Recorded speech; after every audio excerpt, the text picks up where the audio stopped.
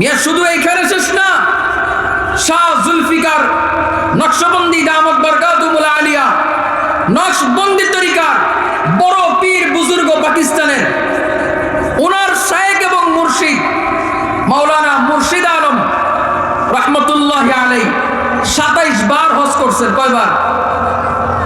27 বার হজ করছেন। কয়বার বলেন?